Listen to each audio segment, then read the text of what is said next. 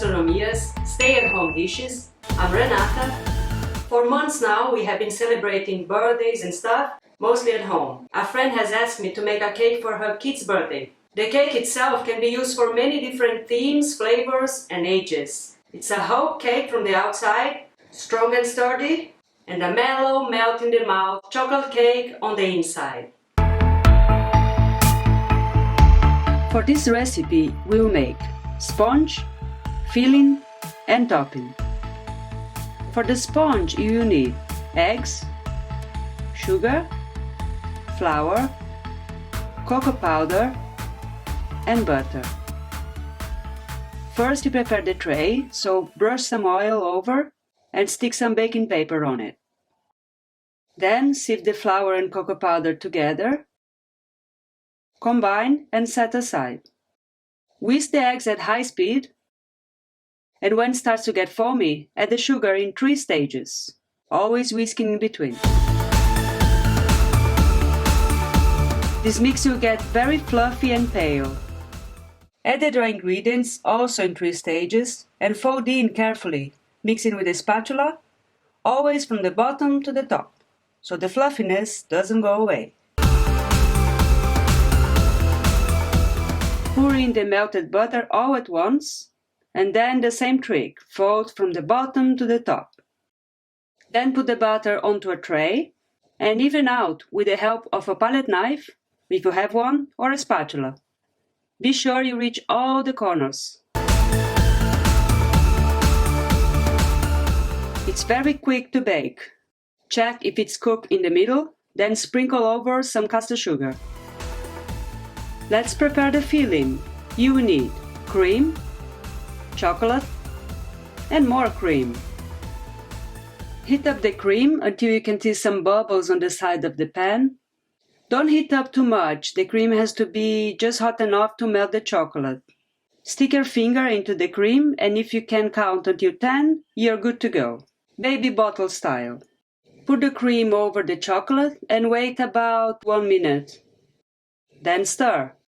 It will look like it's not going to work, but it will. Always scrape the sides. Look at that, a shiny and velvety ganache. Cover tightly with cling film. I made here a double layer of cling film, then set aside at room temperature until it cools down completely. Now we'll trim the sponges, so transfer the sponge and carefully remove the paper. Let's shape it up. So cut as close as you can from the borders. It's not a perfect circle, so we'll complete this using part of the trimmings. Make this for all the layers. Prepare a spring-form tin with some baking paper and add your first layer of sponge. Whip the second cream, but not in full, we will just semi-whip, just until ribbon stage. This is when you can see lines forming, but it's still soft. Pour the semi-whipped cream into the ganache in 3 stages, using the same old trick, moving from the bottom to the top.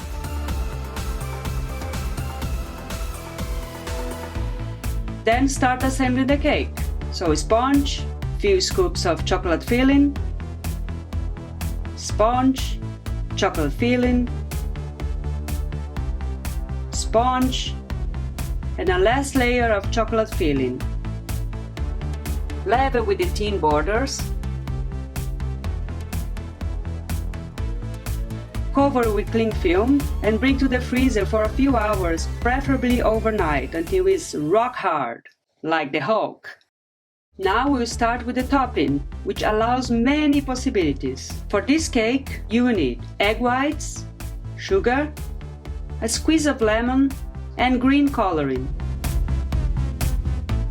We'll make an Italian meringue, so first put the sugar to cook with a bit of water. Dissolve the lumps of sugar using your hands, so you can feel them, and let it cook. When the sugar starts bubbling up, you can start whipping the egg whites slowly. Add some of the color already. The bubbles on the sugar will start running slower, you see. What you are looking for here is to reach soft ball stage with the sugar, not quite there yet. Careful to don't whip your egg whites too much. By the time we add the sugar, it still has to be a bit soft, so don't go wild. Test your sugar. Get a sample, dip down in cold water, and try to ball up. If you are to use a thermometer, you're looking to reach 112 degrees. I'm using golden sugar here, so that's why it's this color. Put the cooked sugar over the semi-whipped egg whites from the corner at medium speed at this stage. It does help a lot if you have a mixer that stands, unlike this one. Once all the sugar is poured, increase the speed to full power and whisk the whole thing until it cools down completely. Add more color as needed. If you find this process a tad technical and complicated, you may as well use a French meringue, for example, in which the sugar is uncooked. Just bear in mind that adding cooked sugar is more recommended health and safety-wise. The meringue should reach hard peak stage. Time to unmold the cake. You may have to rub the sides of the tin with your hands so the heat from your body helps to release the cake from the mold. I'm using here this clean sponge dumped with some hot water to help out. If you have a blowtorch, use it. I try to open slowly, not coming out yet. Let's rub some more. Now it's open up. This should happen effortlessly, so your cake doesn't get damaged. Move on to the dish you will serve the cake, removing all the paper, and do not defrost the cake before applying the topping, whatever your topping is.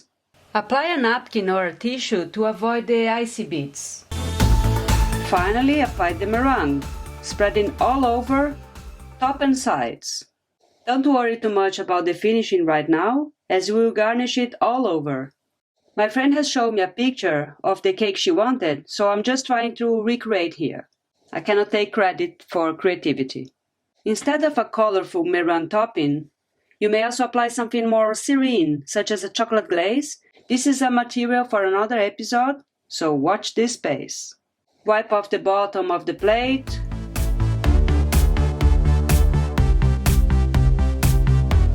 And now, to garnish the cake, you will need chocolate sticks, chocolate candy, the Hulk.